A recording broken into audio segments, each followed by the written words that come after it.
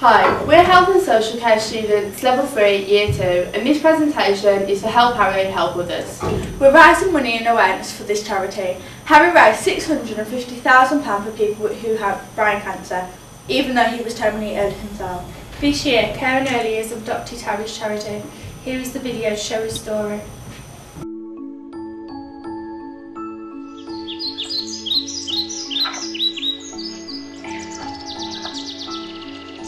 I really hope you enjoy my presentation.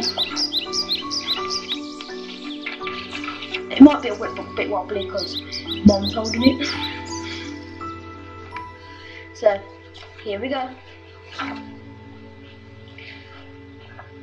Hello, I'm Harry and this is my story. I am 11 years old. I live in Sheldon and go to Blakenhall Junior School. Harry was just a really confident, funny little boy. Your average 6-year-old at the time. Very mischievous, looked up to his brother, very close, and just a joy to be around like every 6-year-old is. In 2007 I found out that I had a brain tumour. I called a pilocytic in my hypothalamus. My mum explained to me that it was cancer. I just didn't know what to do. Our lives were just thrown up into the air, but you just have to keep as much normality as you can and just get on with it. I went to the QE hospital every day for 6 weeks. During this time, I had to have a mask made of my head.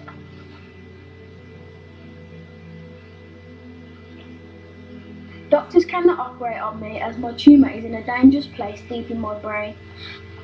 I'm Dr. Andrew Peat. I'm an oncologist, paediatric oncologist at Birmingham Children's Hospital. I met Harry by being his consultant oncologist. It was a tumour which, although usually grows really very slowly, was really right in the middle of the brain and wrapped around all of the nerves for eyesight. So that was one of the things that really kind of brought this to light. I have had chemotherapy including vincristine, carboplatin and etoposide. There was only ever one point when he got really low on chemo. It always affected his immune system. On Monday, you might have already known that I had to go to hospital because I'd stopped growing.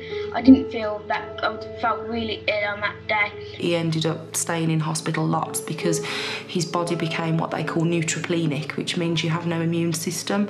And every time you have a temperature over 37.5 degrees, you have to be rushed to hospital. I met Robert when I was having my radiotherapy. Me and Robert started the same time and finished on the same time. Harry would say to Robert, have you kept the bed warm for me, Robert, today? And that's really how they got chatting.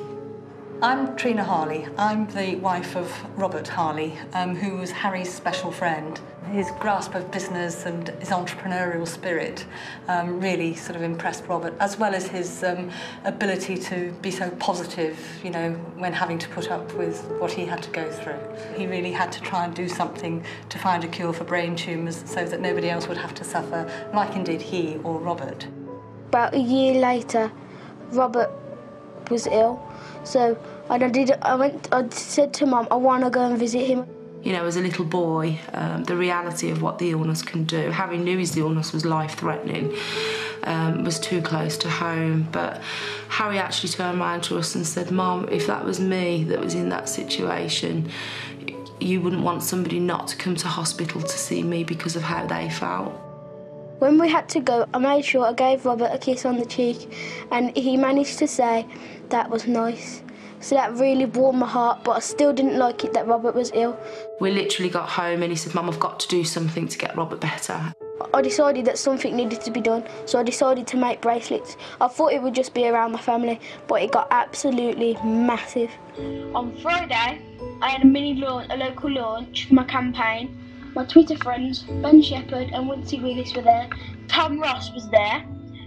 Oliver Phelps and James Phelps was there. Michael Johnson and Ian Taylor, old footballers, still well known. And also Gary Lineker was, which I was really pleased he could make it. And then we went to Darlington, doing a presentation to 3 schools. On Monday, going to the Wentworth to meet all the famous golfers. Even met Bruce Forsyth. Nice to see you, nice. On Tuesday, I done my speech to the 500 people Great turnout because I got more people aware of my campaign. Got a standing ovation at the end. Mum was blasted once again. Harry went literally all over the place. He'd do events at Asda and he'd see old people and some of his regulars that for updates. He'd go into a lot of schools and talk to all the kids, and he loved nothing more than sitting with the kids after an assembly and telling his story and all about him, all about Robert, why he started and what his school's initiative was all about. I don't think he could ever get, you know, what he was doing was so special, because to him it was just his little campaign and it was his baby. You've helped me raise £1,100 just by buying my bracelets, which is brilliant, trust me. Sadly, 4 weeks into my campaign, my special friend died. This makes me very sad that I could not help him, the reason and inspiration of why I started my campaign. Someone nominated me for Britain's Kindest Kid. I didn't think I'd get through, but I got through to the final 5. We went to Downing Street and met Gordon Brown. And then one day, it was the day when you got told who was it. I didn't have a call, so I didn't think it was me. And during assembly at school, they burst through the door and told me I'd won. I just was speechless. I'm really glad, and I'm gobsmacked.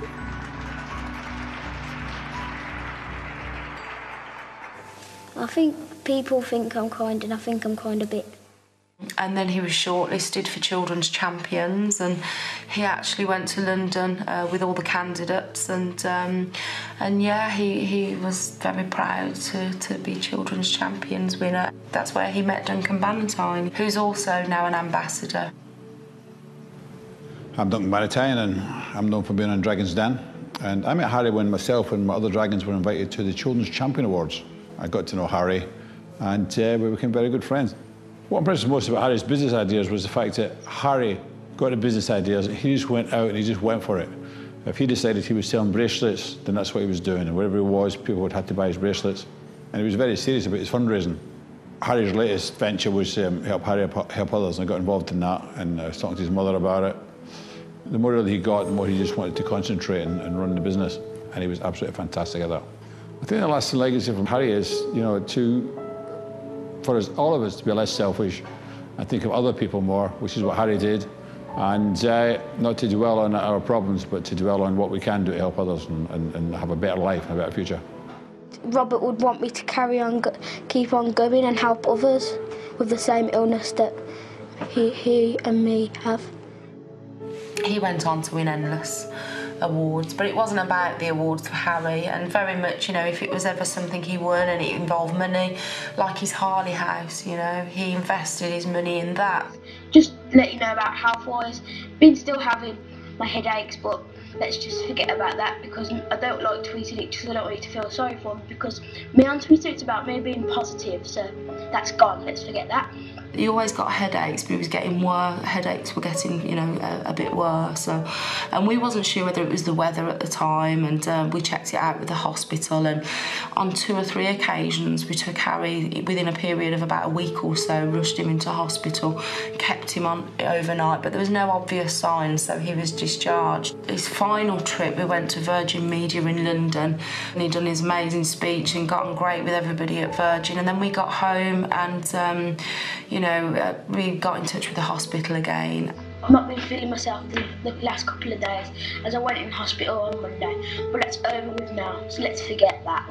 We found out that Harry had got hydrocephalus, which is a build-up of fluid in the brain. What we didn't know at the time, that the build-up of fluid was caused because Harry's tumour had grown and blocked off the passageway that the fluid should drain down. So in actual fact, it gave him a little bit of hope, because they could actually access the tumour via the ventricles. I'm feeling quite tired this week, as it's been a really busy one. The only hope we had was to go through with the surgery, because if not, Harry would have just, his tumour would have kept growing and growing, and we would have lost Harry. It's just so hard to grasp that during that operation, that was really when we lost Harry.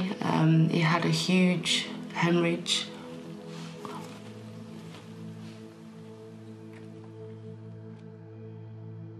I promised Harry faithfully that we would get him home, and they arranged for Harry to come home on the Friday, and they removed his ventilator at home, and In his short life, Harry Moseley achieved a remarkable amount. Today, hundreds gathered at St Edburga's Church in Yardley to pay their respects.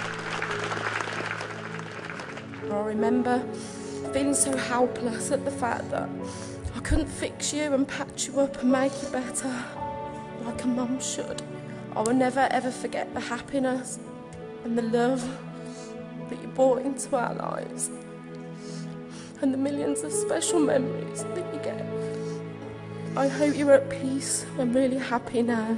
You will not be remembered as Harry with a brain tumour, but as Harry who helped people with brain tumours. You made it happen, H. I hope you never forget that. I will always, always love you with all of my heart. The most inspirational person that has helped me through my campaign has got to be my mum. She is absolutely fantastic. You couldn't ask for a better person in my life. And after Harry passed away, I just thought, that's it, you know, it's obviously all over. You know, our journey of hope and everything has ended. And it was literally from the response from children that had been inspired by Harry and the public that I just snapped one morning and thought, why shouldn't Harry's work, you know, continue? I'd hope that I'd inspire them to do more for charity, even if it's for different causes and stuff.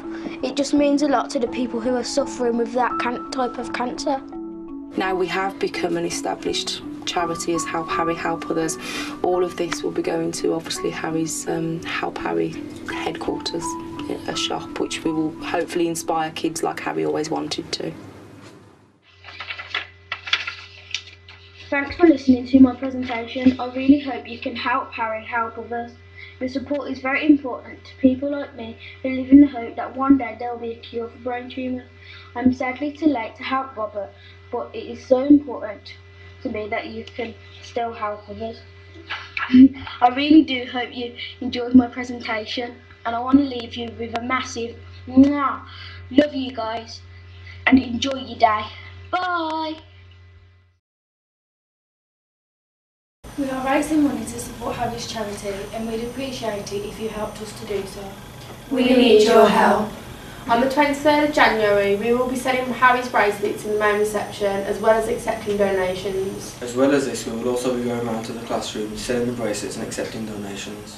Thank you.